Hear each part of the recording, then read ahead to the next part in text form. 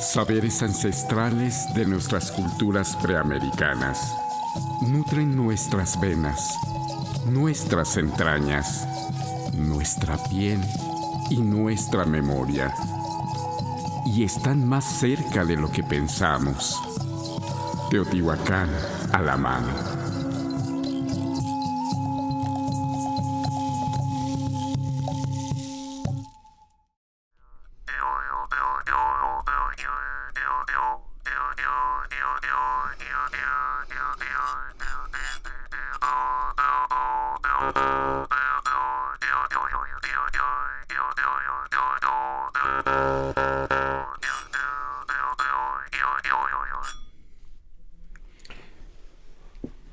Bienvenidas y bienvenidos. Esto es Radio INA. La Secretaría de Cultura y el Instituto Nacional de Antropología e Historia le invitan a escuchar un programa más de la serie Teotihuacán a la mano, con el tema Lo que escuchan tus oídos.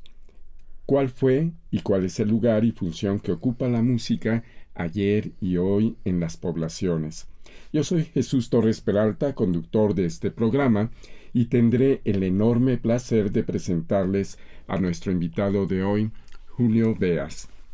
Músico, profesor, educador, ceramista, nacido chileno, pero actualmente podríamos decir que es ciudadano del mundo. Bienvenido, Julio, a tu programa Teotihuacán a la mano con Radio INA.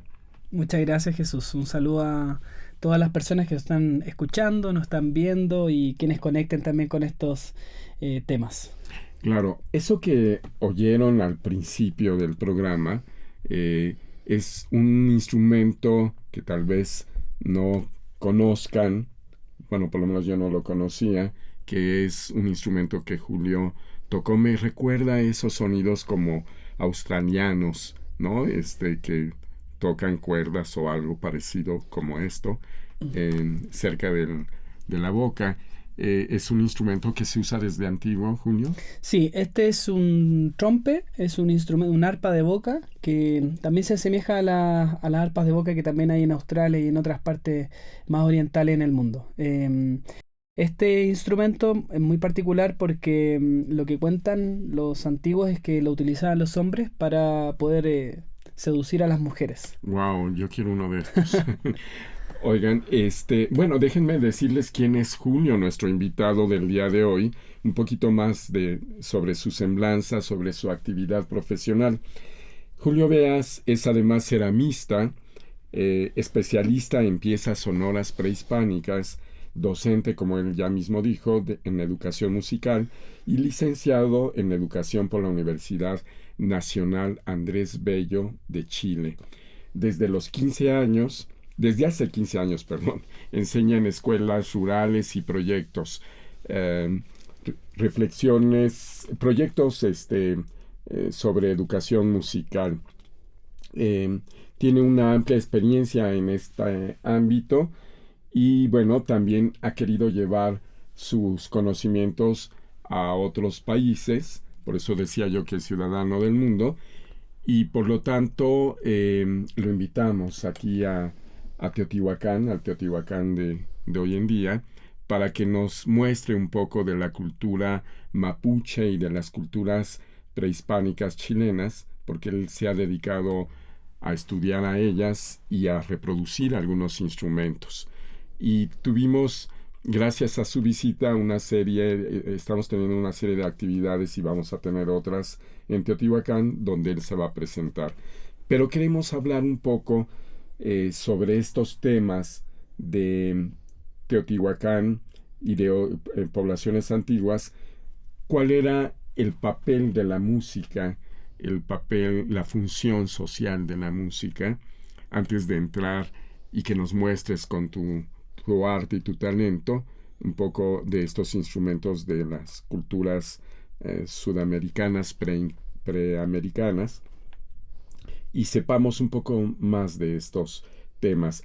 Porque finalmente, desde que el hombre y la mujer se reúnen en sociedad, yo creo que antes tal vez de la pintura, tal vez antes de la escultura, hacían rituales con música.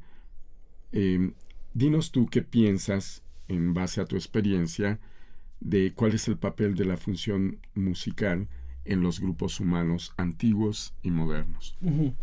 Bien, me gustaría poder compartir antes de esa respuesta una décima de presentación Claro. que me obsequió un payador, un decimista, un poeta allá en Chile, que dice así. Este archipiélago austral me cobijó con su amor. Soy Julio Beas, profesor de educación musical. Soy un chilote casual y este barro me hizo artista. Mis manos siguen la pista del sonido de las culturas y de una historia futura soy músico y ceramista. Bien, y respondiendo a tu pregunta, Jesús, bueno, yo pienso que la música es un arte que nació desde hace mucho tiempo y que todavía se ha quedado. Vayamos desde esta época hacia atrás. Todas las personas que nosotros conocemos, hablamos, compartimos, les gusta la música. Todos tenemos un artista favorito y consumimos mucha música. Con distintos estilos y con distintas experiencias y depende del contexto. Entonces la música siempre ha sido un elemento importante para todas las culturas del mundo desde hace mucho tiempo. El primer instrumento fue una flauta, precisamente hecha de hueso, y desde ahí todos los instrumentos, ¿cierto?, han ido acompañando, ¿cierto?, y han ido perfeccionándose de acuerdo a las tecnologías.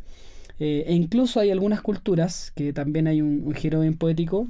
Por ejemplo, allá en Chiloé está la cultura chona. Y se dice que ellos no hicieron instrumentos porque ellos no necesitaron más sonidos que los que había en la naturaleza. Uh-huh. Pensemos también hace mucho tiempo en lugares que son más, digamos, libres de toda la contaminación. Entonces la música ha estado en todo. Y tomando la experiencia de los pueblos, ellos han tratado de replicar el sonido de las aves, ¿cierto? Tomar los elementos naturales que hay, han hecho sus tambores de cuero, de maderas, y también ocupando el barro cuando ya apareció este elemento. Entonces la música, fíjate que ha sido súper importante y ritualísticamente en todas las culturas lo utilizan los chamanes o los líderes políticos para poder conectarse con los dioses. En todas las culturas vamos a ver algún personaje importante que toca un instrumento de percusión, que puede ser una maraca, ¿cierto?, con semillas adentro y algún tipo de flauta, y que con eso ya se va conectando. Y eso se repite en todas las culturas del continente. Claro, porque lo vemos también a través de la pintura mural, que recrean en varias culturas, como la teotihuacana, recrean la naturaleza de alguna manera, o sus dioses que tienen que ver con los elementos de la naturaleza, o ya sea animales, ¿no?, como felinos, como águilas, uh-huh. Y tratan de recrear, por lo visto, porque hemos visto instrumentos en contextos arqueológicos que ustedes nos han enseñado que son instrumentos musicales porque imitan los sonidos de las aves o de cualquier otro animal que ellos han visto en la naturaleza. Entonces es como traer a donde habitan estos sonidos de los animales, de la naturaleza o del agua o de cualquier otro elemento. Por ejemplo, en la cultura mapuche yo veo que traes varios instrumentos uh-huh. que me gustaría que el público escuchara un poco para ver esto de lo que me estás platicando, de lo que nos hablas ahorita. Sí, uh-huh. Bueno, también vengo en esta visita haciendo una gira de un proyecto que lancé hace poquito, justo en el solsticio de invierno, el 21 de junio allá para el territorio en el cual habito, que también marca el inicio también del Huetripantu, que es el año nuevo de la cultura mapuche. Inicié esta gira en Colombia, pude visitar también escuelas en Cundinamarca, luego pude también exponer en el Museo del Oro, en el Quindío. Y ahora, bueno, estoy acá en Teotihuacán, estuve en Monterrey también dando unas conferencias y ahora estoy acá, muy contento. Y te contaba que estaba con un proyecto ahora que se llama SAEM, que se llama Sonidos Ancestrales en tus manos. Después ahí podemos hablar un poquito de eso. Entonces, acá agrupo 4 tipos de flautas de la cultura mapuche que además tienen una particularidad que son de piedra. Uh-huh. Un elemento muy difícil de trabajar, pero que sin embargo esta cultura se dio la maña y el tiempo de poder hacer muchas reproducciones a tal punto que es la cultura que tiene mayor cantidad de reproducciones de distintos tipos de flautas de piedra. Y escogí 4, voy a ir comentando algunas. que también guardan un simbolismo, que no solamente, o como dice un poeta también allá en territorio mapuche, ningún pájaro canta por cantar, ninguna flauta se hacía por hacer. Y también esconde un simbolismo. Voy a hablar rápidamente de esta. Es una pibulca antropomorfa, donde vemos el rostro grafiado de una persona. Pero acá lo que podrían ser las manos, lo que se ha estudiado es que es una serpiente bicéfala. Y acá también viene a contar el mito fundacional de la cultura mapuche, en donde se enfrentaron dos serpientes, una que era del agua y otra de la tierra, y que desde ahí se relata todo cómo se fueron creando los peces, ¿cierto? Y cómo se fueron creando también los cerros, las montañas. Recordemos que Chile es un país muy sísmico, ha tenido muchos terremotos. Entonces, en esta flauta también se puede reflejar estas historias que tienen. Bueno, y el sonido también, yo creo que ahí te voy a dejar ahí la pregunta a qué pueda sonar. Que no sabemos estas flautas, porque estas de piedra principalmente y algunas otras que se han extraído sin contexto arqueológico, no sabemos cómo se tocaban ni por qué se tocaban, ¿cierto? Pero ahora ya están para que las podamos empezar a escuchar.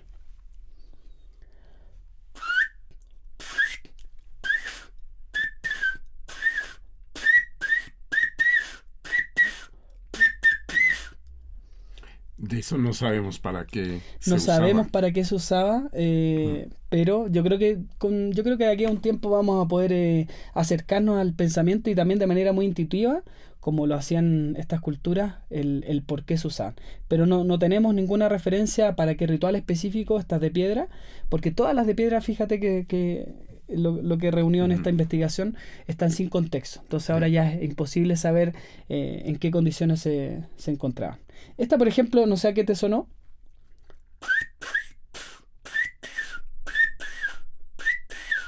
Pues no conozco mucho de los animales sudamericanos. No, en general te digo. Pero suena como a un pájaro. Suena como un ¿no? pajarito, ¿cierto? Sí. Entonces probablemente puede haber sido algo así. Hay una cultura, por ejemplo, en el norte de Argentina, Comechingón, que usaban, y es uno de los primeros instrumentos del continente, que usaban un silbatito bien pequeño para atraer las aves, capturarle y poder alimentarse. Entonces, a veces no hay tanto romanticismo en las historias que nosotros tenemos, o quizás en la historia, en la mitología, sino que sin embargo son cosas que son muy concretas y que son muy funcionales. Sí, tal cual.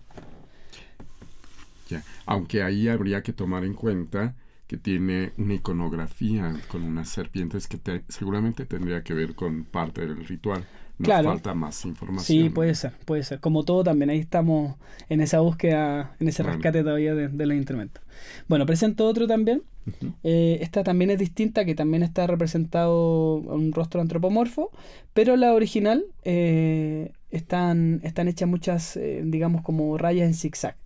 Entonces eso nos da cuenta de que estaba representando también a una persona mayor, que para esta cultura, y algo que tenemos que aprender hoy en día, es una de las personas más importantes. Las que tienen mayor sabiduría son las que tienen mayor conocimiento, experiencia y son las más poderosas. Claro. Ahí nos convendría a algunos estar en esas culturas. Tal cual. Bueno, en esos tiempos. Ahora ha cambiado un poco la sociedad. Y esta es una flauta tipo piloilo, que quiere decir que son 5 tubos, que también son de manera escalonada, entonces también producen 5 sonidos distintos. Y se toca también, actualmente hay algunos piloilos que suenan, y se toca de manera horizontal, también un poquito más rápido.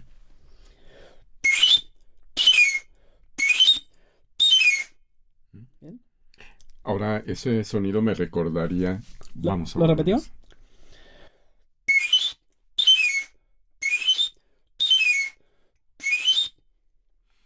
Ese sonido me recuerda un poco... aquí en la Ciudad de México antes teníamos como afiladores, ¿no? De cuchillos, y entonces sonaban algo así. Sí.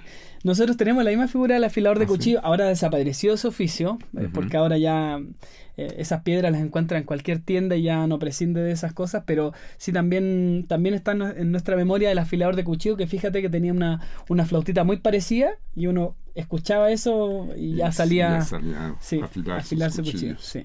Bien. ¿Te presento la siguiente? Sí, claro, por favor. Esta también es una réplica de la original, y esta la quiero mucho porque con esta yo inicié la idea de este proyecto. Justo hace 2 años venía llegando de una gira al Ecuador, estudiando ahí con un maestro también de estos temas de cerámica sonora, y pude visitar la reserva o el acervo del Museo Precolombino de Santiago. Y pude estar con esta flauta original y junto a otras, y la verdad fue un impacto muy grande. Me iluminó y me dejó también muy pensativo sobre el desconocimiento que tenemos nosotros mismos respecto a esta cultura. Yo hace 2 años o 3 años no conocía la existencia de tantas flautas de piedra, y eso también me impactó mucho y me dio pie para poder hoy día hacer una propuesta educativa, didáctica, que se pueda abrir a todas las comunidades. Acá está representado, también es una pibulca bicéfala. Ujú. Acá está representado la figura de una mujer, también, Mm. que para esta cultura tiene un rango igual de importante que el hombre, incluso más, Ujú. porque para esta cultura la mujer es la que da la vida, y Claro. con ello, sin ellas no podemos estar. Entonces también Y es yo parte de diría nuestra... que, Julio, casi para todas las No, culturas, pues, aunque no lo reconozcamos, claro, pero sí tiene una función en ese sentido claro. trascendental, digamos, Pero ¿no? en esta cultura sí, Lo sí se reconoce. valoraba el sentido de la dualidad, ¿cierto? Era muy, muy parejo. Bueno, digamos, la espiritualidad máxima que tenían es la Ñuque Mapu, es decir, la Madre Tierra, Ujú. donde ¿Cómo hay dijiste? la Ñuque Mapu. Ñuquemapu. Sí. Ok. Entonces ahí es donde el jardín, o digamos el paraíso que nosotros tenemos. A diferencia de estas culturas, por ejemplo la teotihuacana o la maya, esta cultura no hizo digamos, una espiritualidad basada como en lo vertical, en un Ujú. líder, en construir grandes edificios, sino que era más horizontal, y digamos, su mayor logro era que la naturaleza pudiera permanecer tal cual. Mm. Y ese paraíso era para ellos invaluable. Bueno, y hay varias características relacionadas a lo mismo del cuidado del medio ambiente. Porque para las culturas de Mesoamérica y sobre todo del altiplano, también hay un culto hacia la madre tierra, que Ujú. sería Coatlicue para la época del posclásico y tal vez desde el clásico teotihuacano, la madre tierra o la Pachamama para los También. peruanos, Ujú. digamos. Pero acá se llama entonces Ñuque Mapu. Ñuque Mapu. Sí. Bueno, hay que Em, aprendernos nuevos conceptos. sí. Pero Claro. finalmente es este concepto más horizontal donde la mujer tiene un papel preponderante. ¿Y cómo suena este Bueno, instrumento? bueno, lo original es de una piedra de talco verdosa. Tiene un asa acá en las orejas, Para y bueno, y sostener. también es muy pesada. Mm. Y bueno, y esta particularmente similar a la anterior, y tiene un botón atrás que funciona como obturador. Y lo Ok. que se ha estudiado también, según los restos, es que también funciona como pipa. Entonces Mm. sería una flauta pipa a la vez. Wow. ¿Bien? Doble función Sí. ahí.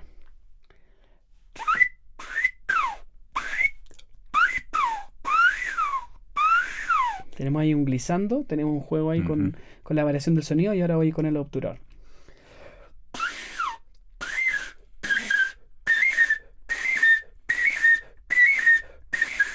¿Bien? Wow.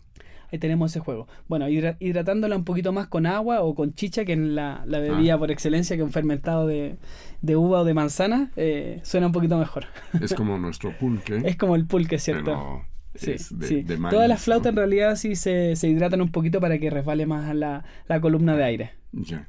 Bien. Antes de que nos muestres otras, Julio, porque me interesaría que nos mostraras la figurilla teotihuacana, Ujú. pretendidamente de origen teotihuacano, eh, para relacionarlo con estas culturas.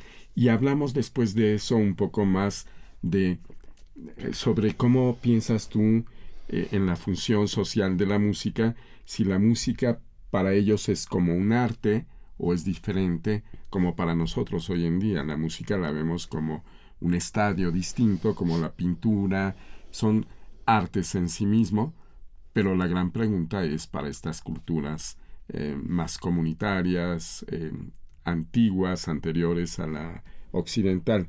Pero antes de entrar en ese tema y hablar también un poquito de tu pasión, cómo te metiste a esto, quisiera oír algo de la flauta teotihuacana.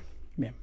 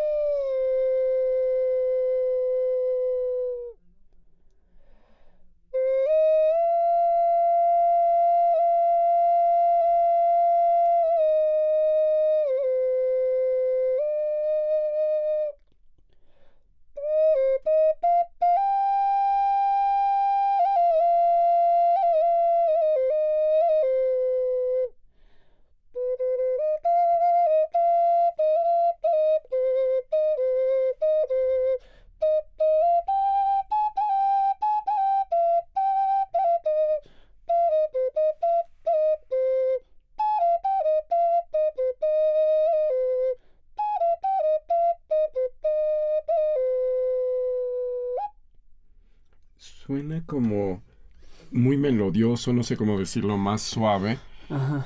Y eso me lleva a otras preguntas. ¿No tenemos una notación musical que pudiéramos registrar cómo iba el ritmo, la línea melódica, si hay armonía?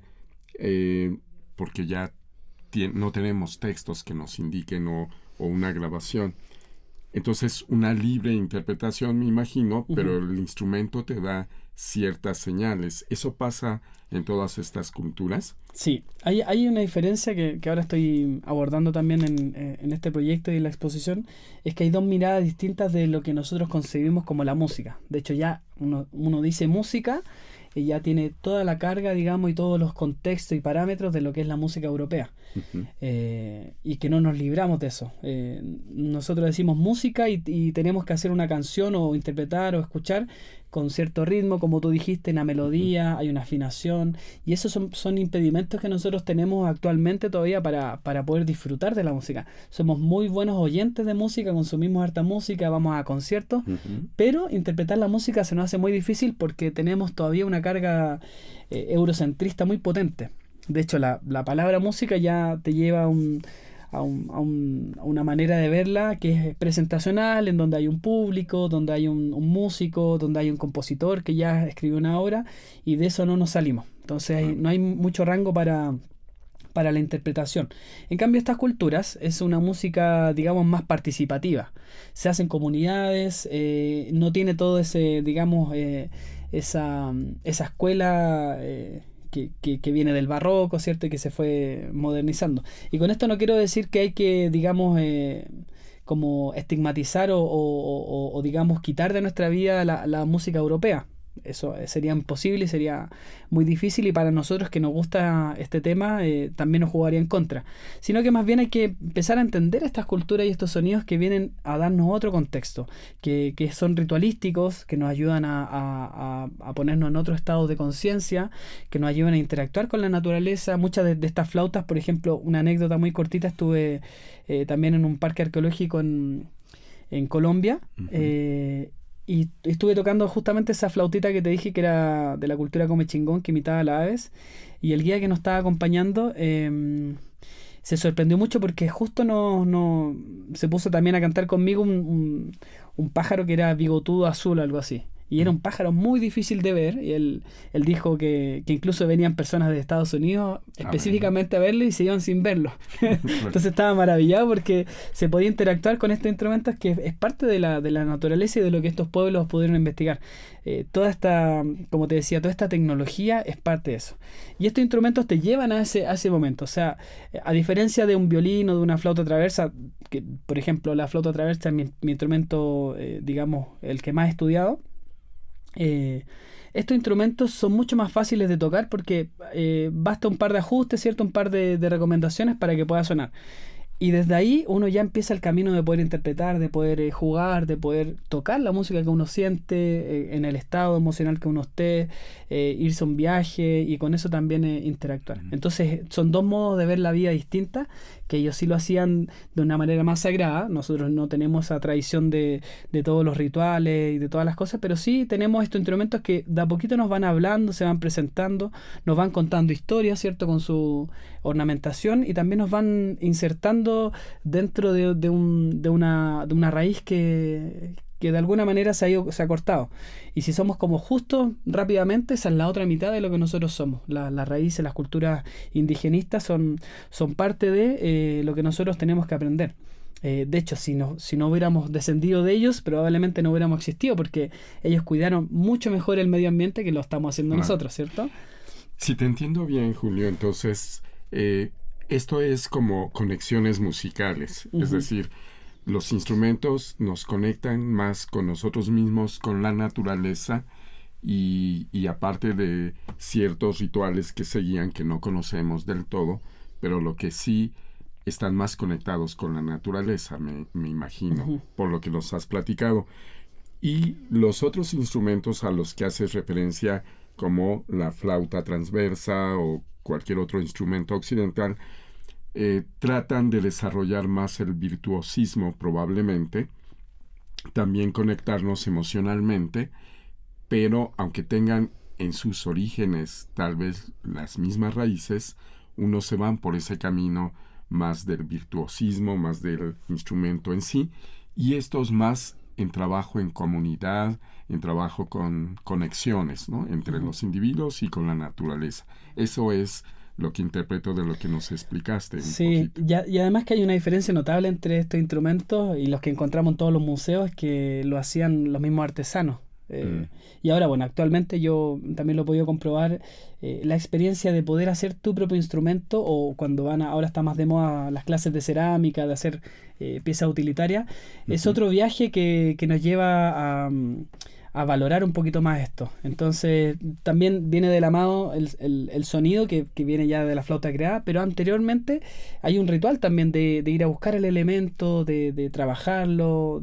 Entonces son otras las leyes y otra digamos, la visión que engloba todo esto. Que a diferencia de la otra música, yo también la valoro y también la estudio. Ujú. Y también está relatando parte de su folclore. Todas las grandes sinfonías están tocando polcas, valses, ¿cierto? Y cosas que son identitarias de ellos, y les viene bien. Pero nosotros pienso que deberíamos empezar también a escuchar un poquito más lo que hay abajito del suelo que pisamos. Qué interesante, Julio. De verdad ha sido un agasajo hasta ahorita.